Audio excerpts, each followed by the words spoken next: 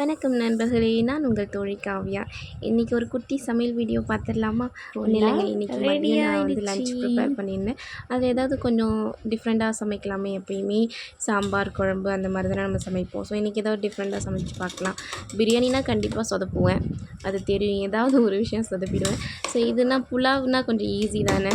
So அந்த புலாவ் செஞ்சுட்டு chicken gravy செய்யலாம் அப்படின்னு நான் நினச்சேன். ஆனால் சிக்கன் எங்கேயுமே இல்லை. என்ன பண்ணுறது, புரட்டாசி மாதன்றதுனால சிக்கன் கடை எல்லாமே க்ளோஸ்.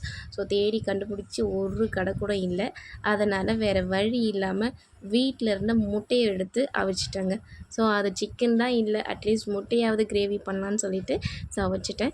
ஸோ சிக்கன் கிரேவி பண்ணுறதுக்காக ப்ரிப்பேர்டாக இருந்தேன் முன்னாடி. சரி, இந்த இதெல்லாம் கட் பண்ணி வச்சுட்டு சிக்கன் வந்து அதை வாஷ் பண்ணிவிட்டு நெக்ஸ்ட்டு கிரேவி பண்ண ஸ்டார்ட் பண்ணலான்ட்டு.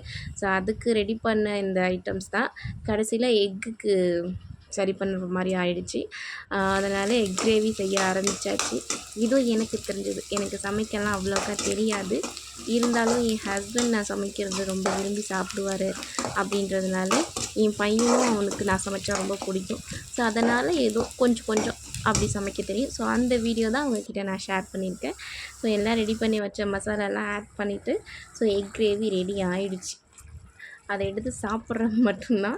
இதில் ஒரு ட்விஸ்ட்டு. இப்போ இந்த முட்டையை நல்லா கவனிச்சிங்க. ஒரு முட்டை ஹோலாக இருக்குல்ல, அந்த முட்டை நான் உடஞ்சிருச்சோ அப்படின்னு நான் நினச்சேன். கடைசியில் பார்த்தா அந்த முட்டைக்குள்ளே இன்னொரு முட்டை இருந்திருக்குங்க. நான் இதுதான் ஃபர்ஸ்ட் டைம் ஒரு முட்டையில் 2 கரு இருந்தது நான் இப்போ தான் பார்த்தேன். அது எனக்கு தெரியல. அது தண்ணியில் போட்டு வேக வைக்கும் போதே வெளியில் வந்துருச்சு.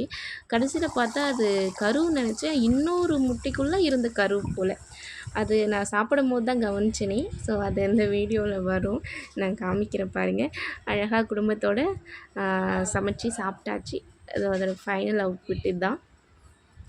அந்த முட்டை சொன்னேன்ல பாருங்கள், ஒரு முட்டைக்குள்ளே 2 முட்டை, அந்த முட்டைக்குள்ளே ஒரு கரு.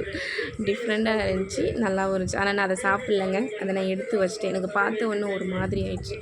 என்னடா நம்ம ஃபஸ்ட்டே இதை கவனிக்கலையே அப்படின்னு சொல்லிட்டு. அப்புறம் வந்து என்னோடய பசங்களுக்கு சும்மா ஒரு வீடு கட்டி கொடுக்கலான்னு சொல்லிவிட்டு என்கிட்ட இருந்த கொசு வலையை வச்சு அது மேலே துணியை போட்டு ஒரு வீடு மாதிரி நான் ரெடி பண்ணி அவங்களுக்கு அந்த இருந்த டாய்ஸ் எல்லாத்தையும் வச்சு அவனுக்கு நான் விளையாட கொடுத்துட்டேன். என் பெரிய பையனோட என் சின்ன பையன் தான் அதில் ரொம்ப இன்ட்ரெஸ்டடாக நல்லா விளையாண்டுட்டு நல்லா ஜாலியாக இருந்தான்.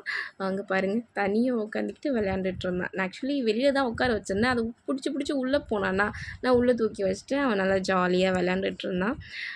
இன்னையோட டே இப்படி தாங்க போணுச்சு. ஹாப்பியாக என்னோடய பசங்களோட என்னோடய ஹஸ்பண்டோட ஜாலியாக இன்னைய டே இன்றைக்கி இப்படி தான் போணுச்சு. ஸோ எல்லாம் ஹாப்பியாக இருங்க. ஹாலிடேஸை வந்து என்ஜாய் பண்ணுங்கள். உங்கள் பசங்களுக்குமே ஃபர்ஸ்ட் மிட் டேர்ம் எக்ஸாமோட லீவ் வந்திருக்கும். ஸோ நீங்கள் எங்கேயாவது வெளியில் போய் ஜாலியாக இருங்க. இல்லை இந்த மாதிரி வீட்டிலே சமைச்சு சாப்பிட்டுட்டு ஜாலியாக என்ஜாய் பண்ணுங்கள். அவ்வளோதான், வீடியோ முடிச்சுக்கலாம். பாய்.